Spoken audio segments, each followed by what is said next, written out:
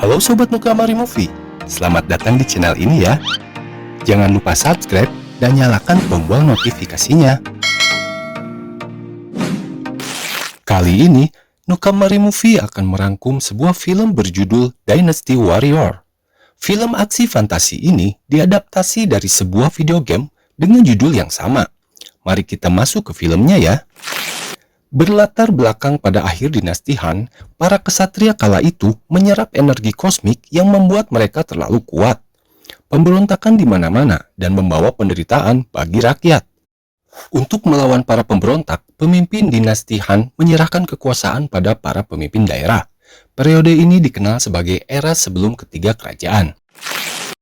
Suatu hari terjadi pertempuran prajurit Han yang dipimpin oleh Dong Zhuo melawan pemberontak di bawah pimpinan Zhang Jiao.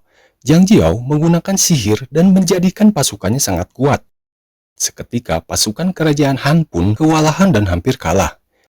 Di atas bukit, 3 orang kesatria melihat peperangan tersebut. Mereka adalah Liu Bei, Guang Yu, dan Zhang Fei. Mereka memasuki pertempuran itu. Mereka sangat hebat dan mampu mengalahkan hampir semua pasukan pemberontak. Liu Bei berhasil memanah Zhang Jiao dan bertarung dengannya. Dengan mudah, Liu Bei mengalahkan Zhang Jiao, pasukan pemberontak pun kabur. Dong Zhuo menemui mereka, tapi setelah tahu mereka hanya kesatria biasa, dia meremehkan mereka lalu pergi begitu saja. Jauh di atas bukit, seorang komandan perang bernama Cao Cao melihat peperangan tersebut. Singkat cerita, setelah kematian Zhang Jiao tidak mengubah dinasti Han menjadi damai. Terjadi kekacauan di istana, mereka saling berebut kekuasaan. Putra sematawayang mendiang kaisar diturunkan dari tahtanya oleh Dong Zhuo. Dia digantikan oleh Pangeran Liuxi dan Dong Zhuo pun menjadikannya boneka. Dong Zhuo melantik dirinya sendiri menjadi Perdana Menteri. Dia membunuh semua orang yang menentangnya. Amarah Cao Cao memuncak melihat Dong Zhuo yang semena-mena. Di malam hari, para menteri berkeluh kesah melihat tindakan Dong Zhuo yang barusan. Dong Zhuo tega menyakiti Kaisar Liuxi lalu bercocok tanam dengan permaisuri dan para selir. Cao Cao bertekad membunuh Dong Zhuo untuk memulihkan kembali dinasti Han. Di dalam kota, sang gubernur sedang memeras Liu Bei yang saat ini sedang menjadi pelindung kota. Liu Bei menolak memberi uang sogokan. Melihat kejadian itu, warga kota memberontak dan menggantung gubernur korup tersebut. Tak lama datanglah pasukan Han menolong si gubernur. Mereka mengincar Liu Bei dan yang lainnya. Mereka bertiga pun terpaksa kabur memasuki hutan. Singkat cerita, mereka berencana pergi ke Gunung Pendekar. Mereka mendengar info bahwa di sana berkumpul aliansi yang menentang Dong Zhuo.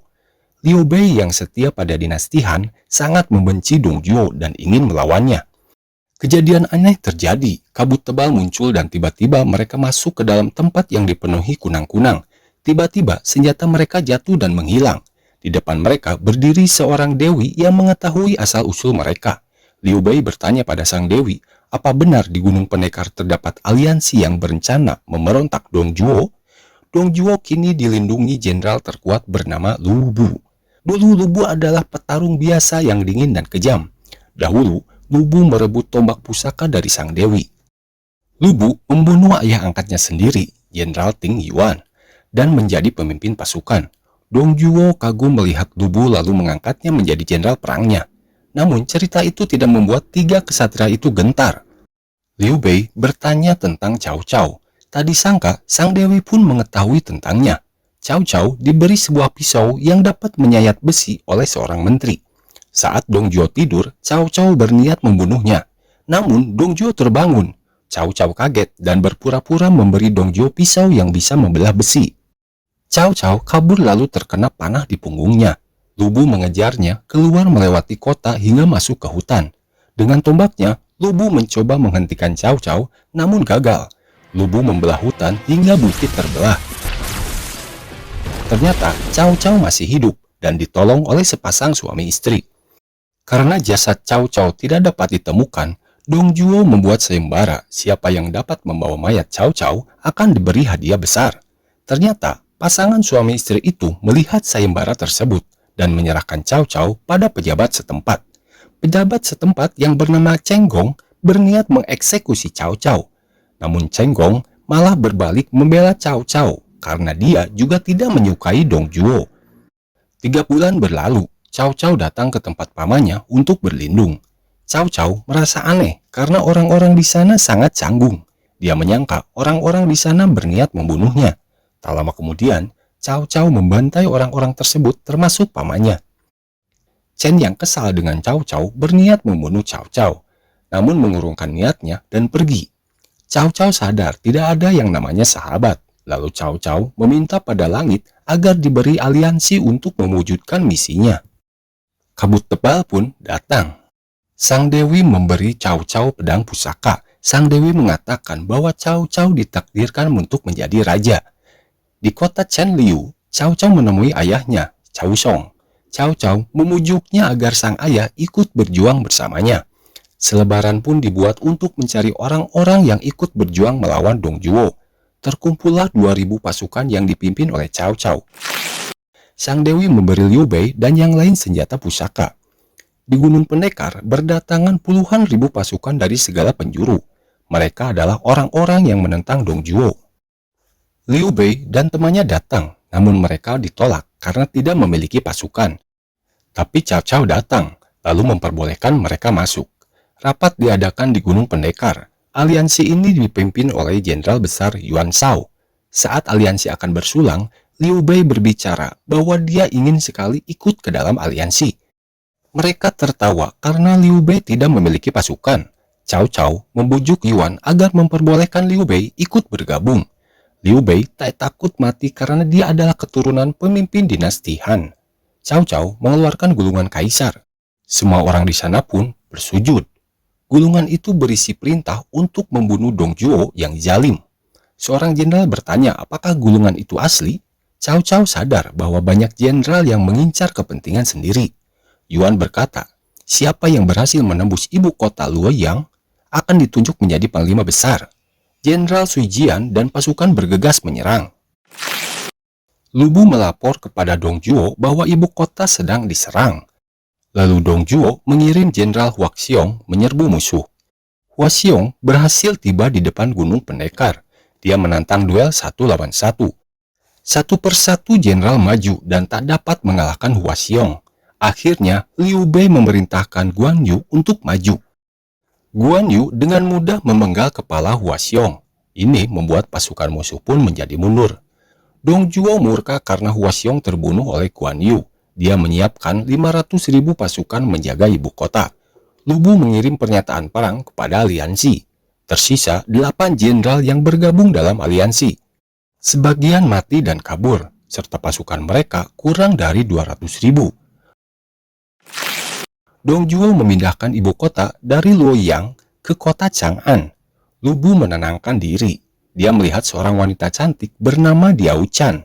Diao Chan ingin bunuh diri karena dijodohkan oleh ayahnya. Lu Bu memberikannya segel dan berjanji akan kembali untuk menikahinya.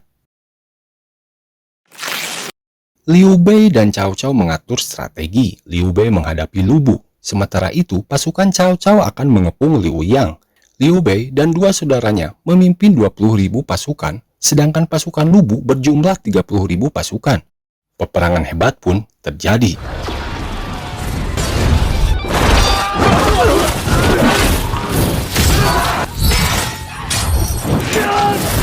Lu Bu mengeluarkan jurusnya dan melempar pasukan Liu Bei.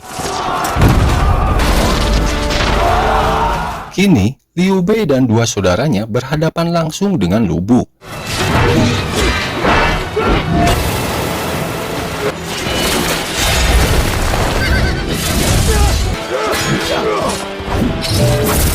Ternyata, Lu Bu memang bukan tandingan mereka bertiga. Lu Bu teringat perkataan Sang Dewi bahwa senjata mereka akan lebih kuat jika terkena darah. Mereka menusukkan senjatanya pada tubuh mereka. Mereka kembali melawan Lu Bu, namun Lu Bu masih terlalu kuat untuk mereka.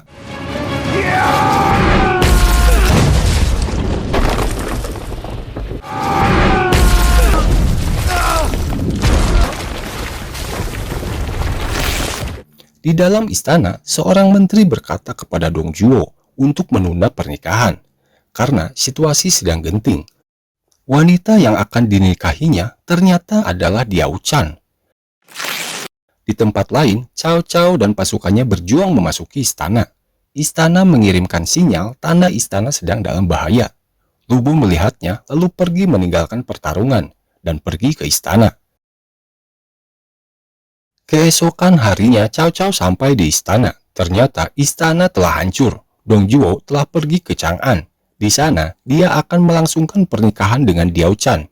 Ayah Diao Chan mengingatkan putrinya bahwa pernikahan ini bermisi membunuh Dong Zhuo. Cao Cao diberitahu pasukannya. Ternyata sebelumnya Jenderal Sun Jian lebih dulu memasuki istana dan mencuri segel kerajaan. Beberapa tahun kemudian, Cao Cao dan pasukannya mendatangi Liu Bei. Cao Cao kagum dengan perkembangan pasukan Liu Bei. Dia mengajak Liu Bei untuk bergabung bersama pasukannya. Cao Cao menganggap zaman dinasti Han telah hilang. Namun Liu Bei menolak. Dia ingin mengembalikan kejayaan dinasti Han. Ini adalah kisah awal periode 3 kerajaan. Dan berakhirlah sudah alur cerita film Dinasti Warrior ini. Semoga kalian menikmatinya ya, dan jangan lupa untuk meninggalkan komen kalian di bawah. Sampai jumpa di video selanjutnya.